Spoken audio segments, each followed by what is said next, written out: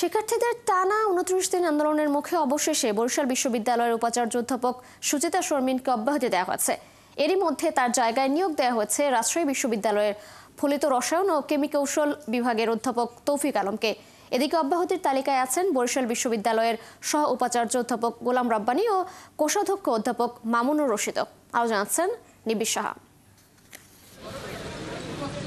বেঁধে দেয়া সময়ের মধ্যে বরিশাল বিশ্ববিদ্যালয়ের উপাচার্য অধ্যাপক সুচিতা শারমিন পদত্যাগ না করায় মঙ্গলবার ঢাকা কুয়াকাটা মহাসড়ক অবরোধের পর বিক্ষোভ শুরু করেন শিক্ষার্থীরা।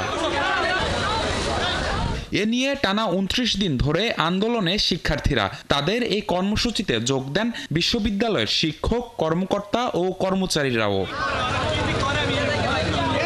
অবশেষে ইতি ঘটল টানা ১ মাসের আন্দোলনের। মঙ্গলবার রাতে আন্দোলনের ২৯তম দিনে এসে বিশ্ববিদ্যালয়ের উপাচার্য সুচিতা শারমিনকে অব্যাহতি দেয়া হয়েছে। সেই সঙ্গে সহ উপাচার্য ও কোষাধ্যক্ষকেও অব্যাহতি দেয়া হয়। শিক্ষা মন্ত্রণালয়ের মাধ্যমিক ও উচ্চশিক্ষা বিভাগের সিনিয়র সহকারী সচিব এএসএম কাশেম স্বাক্ষরিত প্রজ্ঞাপন থেকে এসব তথ্য জানা গেছে। অন্তর্বর্তী সময়ের জন্য রাজশাহী বিশ্ববিদ্যালয়ের ফলিত রসায়ন ও কেমিকৌশল বিভাগের অধ্যাপক তৌফিক আলমকে বরিশাল বিশ্ববিদ্যালয়ের উপাচার্য হিসেবে দায়িত্ব দেয়া হয়েছে।